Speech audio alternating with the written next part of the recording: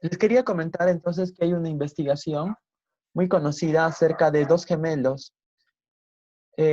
Los gemelos, a pesar que tienen características biológicamente similares, eh, su, su genética es muy similar, su código genético tiene muchas coincidencias y fenotípicamente, o sea, cuando tú lo ves son iguales, ¿no? Son difíciles de distinguir, son socialmente diferentes. ¿Cómo hicieron eso? Fueron separaron a estos gemelos y los criaron en diferentes lugares. Se hizo un estudio longitudinal de muchos años y se dieron cuenta que si tenían diferentes tipos de crianza, tendrían o asumirían diferentes tipos de comportamientos. Si los gemelos, que son tan evidentes, que son parecidos, son iguales, eh, cambian a raíz de esto, entonces se empezó a tomar en consideración cuál es el papel de la sociedad en nuestro desarrollo. Entonces, para eso vamos a hablar de algunos conceptos, como por ejemplo tenemos la socialización. Se dice que la socialización es la transmisión de la herencia sociohistórica a los individuos desde el punto de vista de la sociedad. O sea, la sociedad te transmite todo lo que se ha ido aprendiendo durante años. Y desde el punto de vista del individuo sería la asimilación de la experiencia social para adaptarse al medio. O sea, que te vayas adecuando a las normas que te establece la sociedad de alguna manera. Esto se da durante todo el proceso de desarrollo y también se da en las diferentes culturas. Hay dos tipos de socialización. Tenemos la socialización primaria, que la da la familia.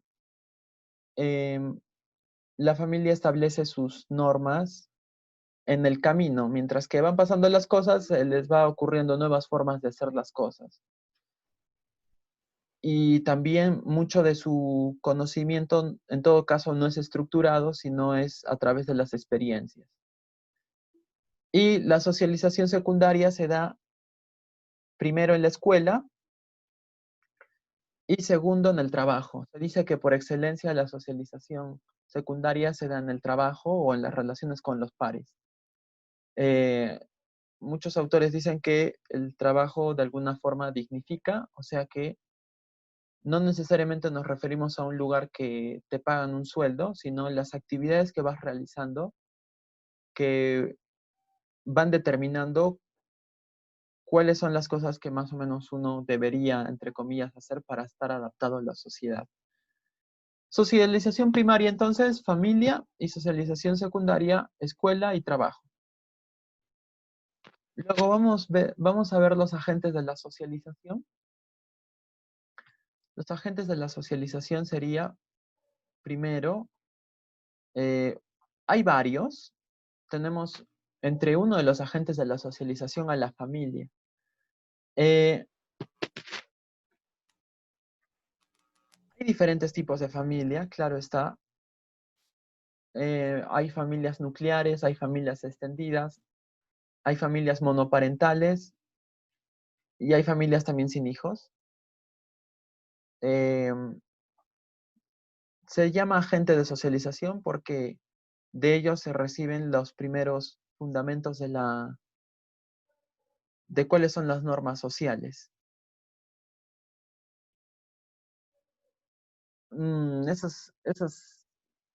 Esas imágenes me resultan familiares. ¿A ustedes les parece familiares?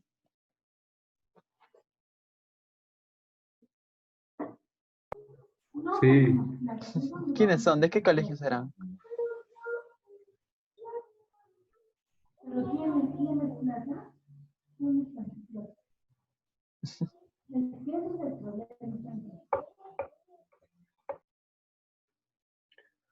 Un segundo agente de socialización es la escuela. Es, en la escuela se van forjando primero el niño al nacer acepta las normas de la casa o por lo menos las va asimilando y a partir de ello se establece un juicio de cómo debe comportarse. Pero luego en la escuela es donde puede que fortalezca o que reestablezca cuáles son las normas que son impuestas por la sociedad. Pero lo interesante de la escuela es que las normas están en cierta forma parametradas, tienen una secuencia, digamos, o sea, están preparadas de alguna forma. Y el segundo agente de socialización, o bueno, el otro agente de socialización, sería el grupo de pares, que como les decía es uno de los más significativos porque en cierto momento te dicen cuáles son las reglas, pero en el grupo de pares corroboras cómo debes de alguna forma comportarte. Ese es otro agente de socialización. Y otro lugar de donde recibimos mucha información acerca de cómo debemos comportarnos son los medios de comunicación, que actualmente estamos muy, digamos, involucrados con los medios de comunicación. Ellos nos dicen,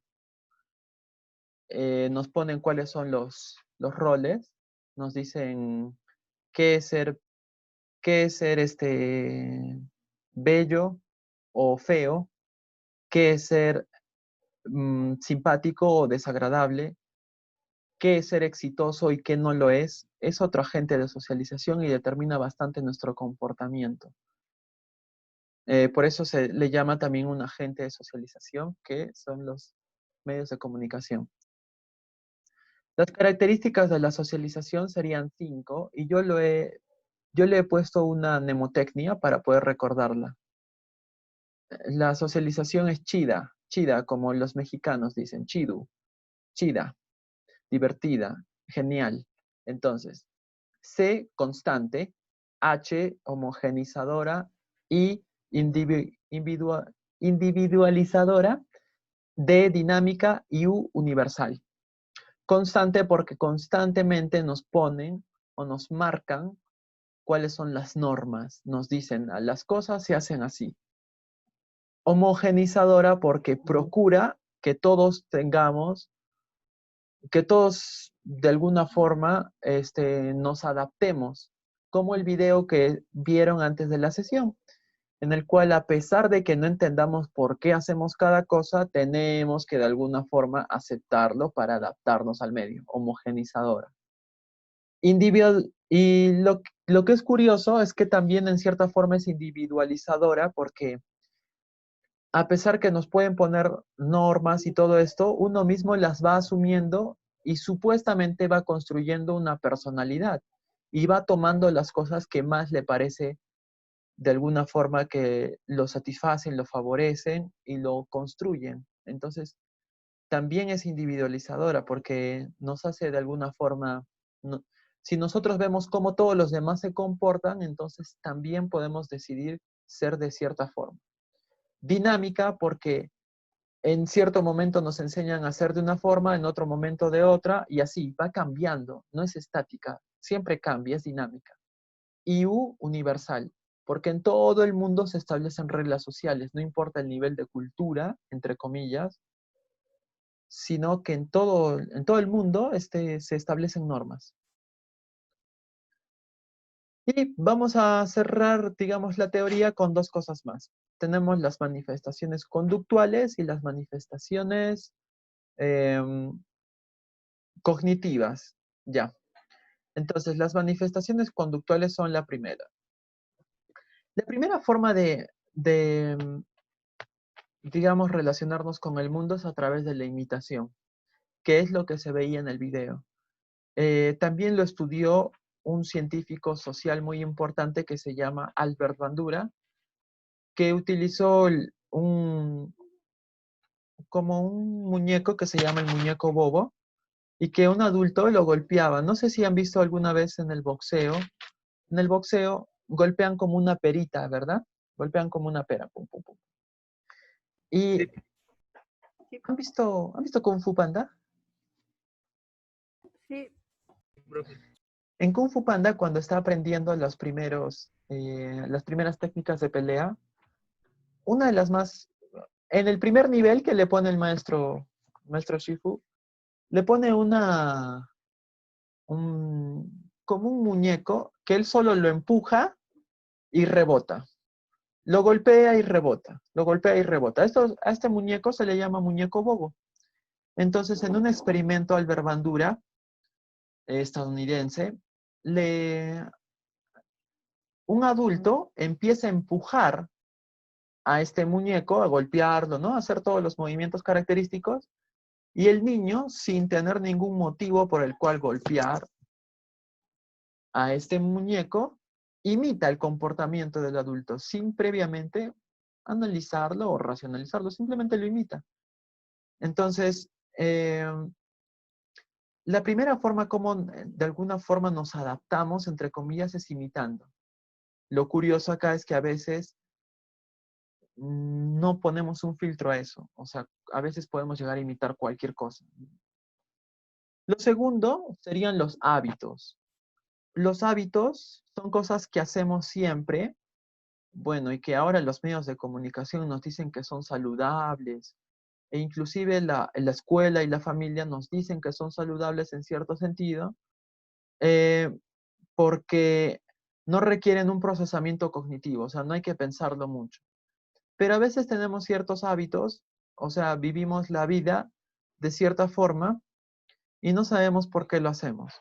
Las anteriores, por ejemplo, la cultura peruana, o sea, antes de que nos internacionalicemos, en muchos lugares del Perú no se utilizaba pasta dental porque no lo consideraban necesario y efectivamente dentro de sus cogniciones, dentro de su cultura, no era necesario. Y muchas personas actualmente, claro, ciertamente es un grupo reducido, me refiero a nivel de todo el Perú, pero igual, si tú los cuentas uno por uno, es un grupo grande de personas, sobre todo los viejitos, no usan, no usan pasta dental.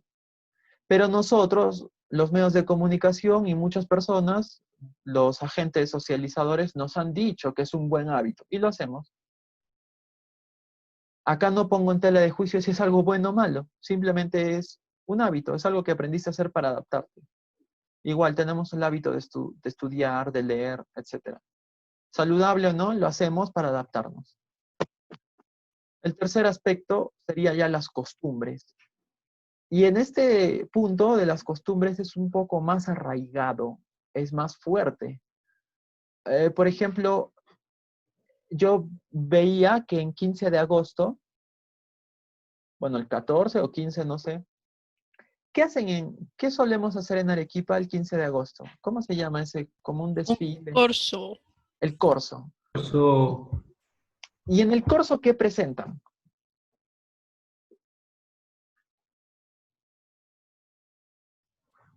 Bailes. Presentan bailes. Entonces, había una discusión de la municipalidad provincial con la sociedad en general de por qué presentar danzas puneñas. No, que se vayan las danzas puneñas y que solo haya danzas arequipeñas. La pregunta es, ¿hay danzas arequipeñas? ¿Hay la suficiente cantidad?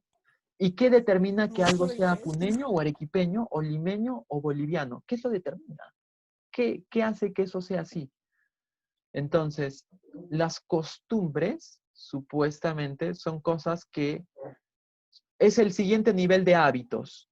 Son cosas que nos ha impuesto la sociedad y que de alguna forma nos ha arraigado para poder adaptarnos, pero mucho más.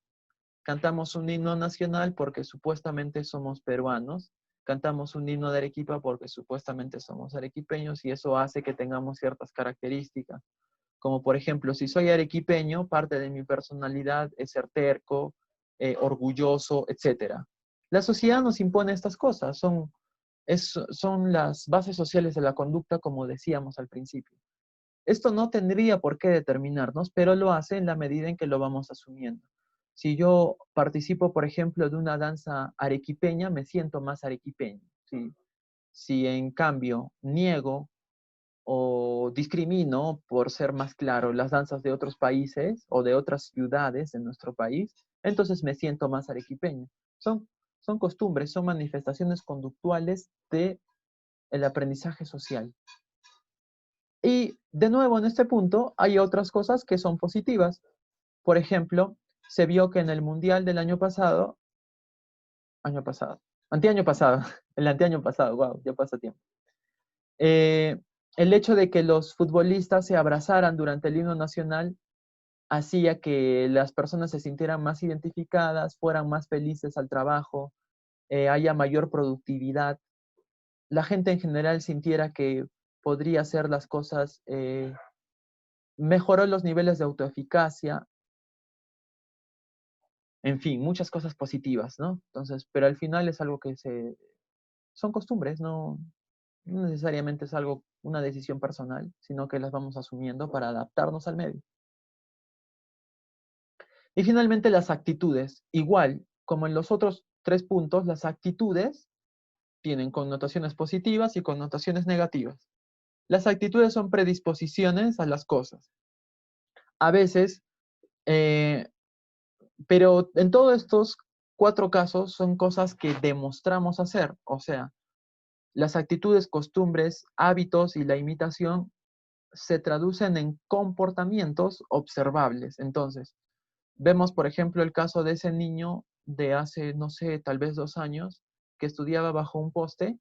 Es una actitud, no sabemos si positiva o negativa, pero diríamos, según los medios de comunicación, que sería una actitud positiva porque muestra predisposición por el aprendizaje a pesar de que no tenía las condiciones físicas de estudio, ¿no? No tenía, tenía las condiciones económicas tampoco.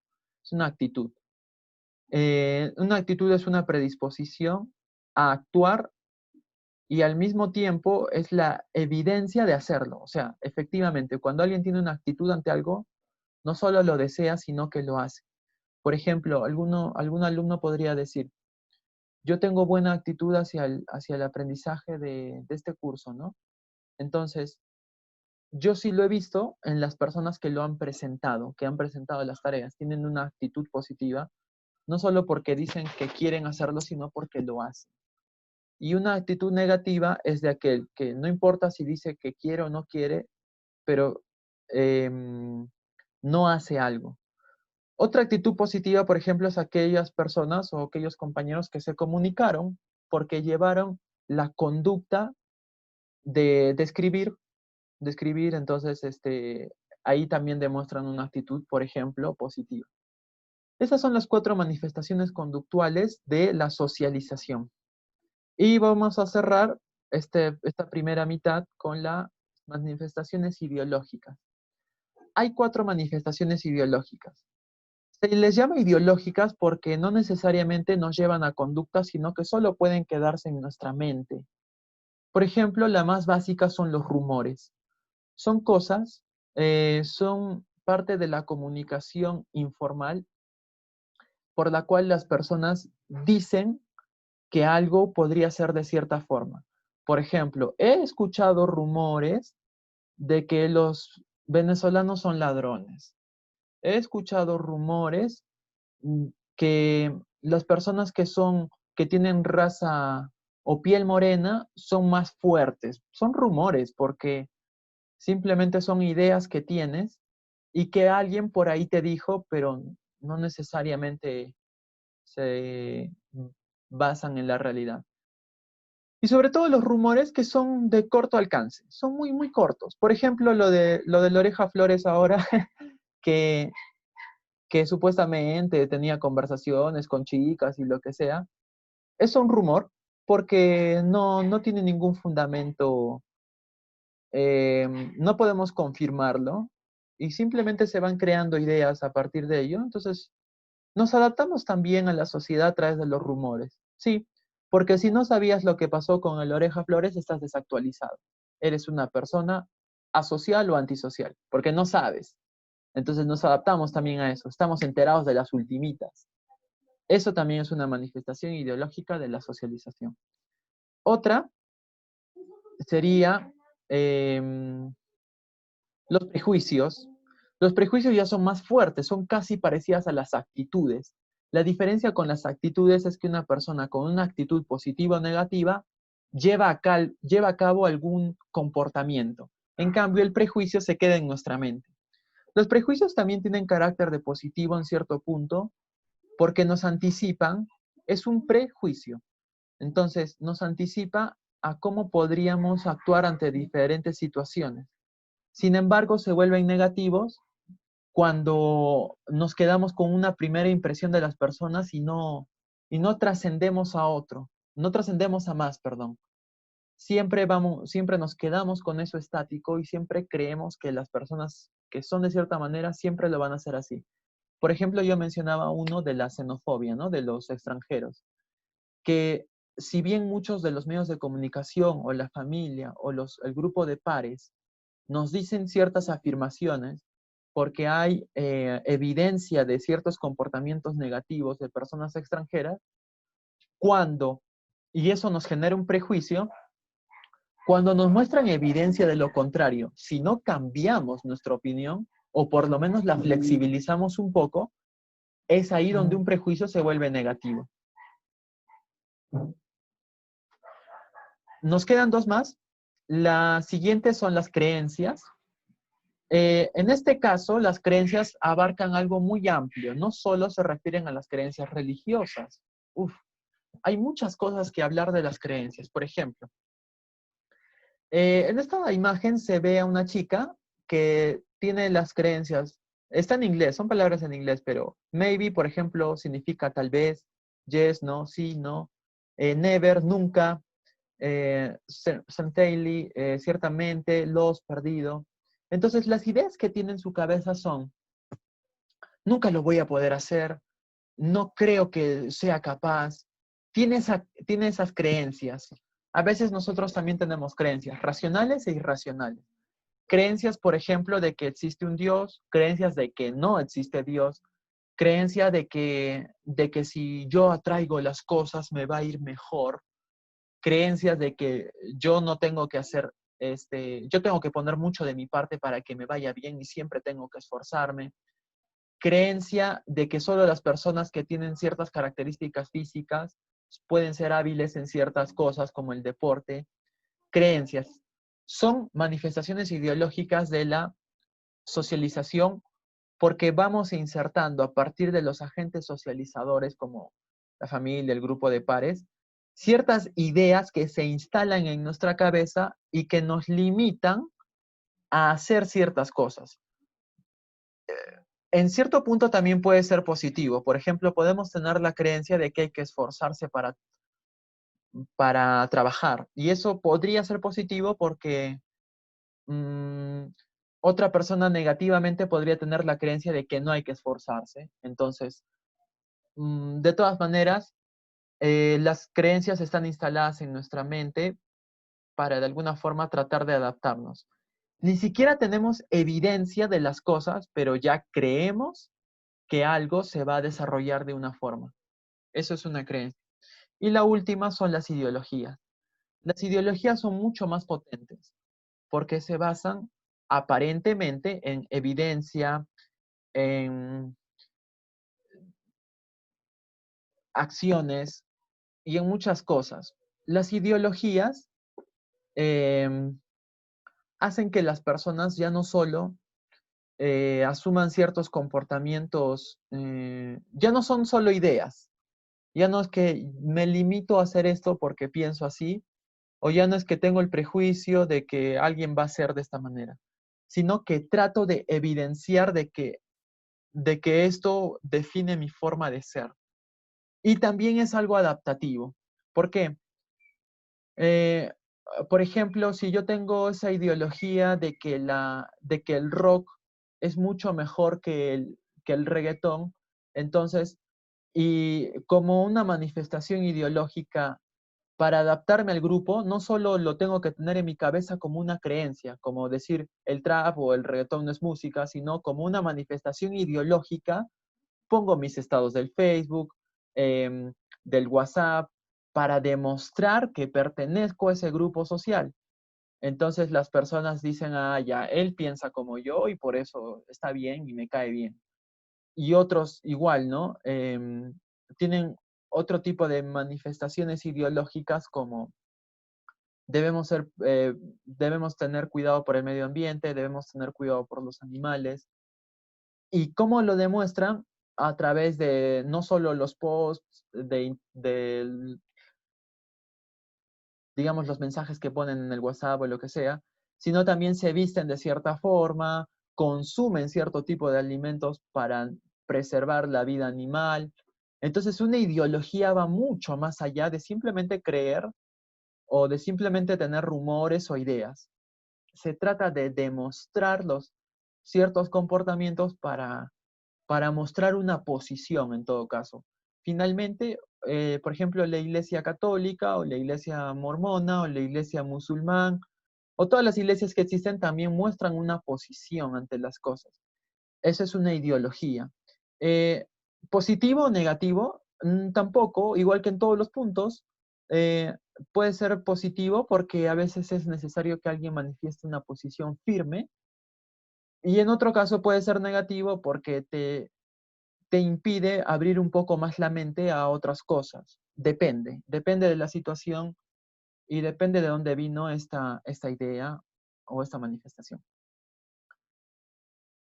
Listo. Entonces,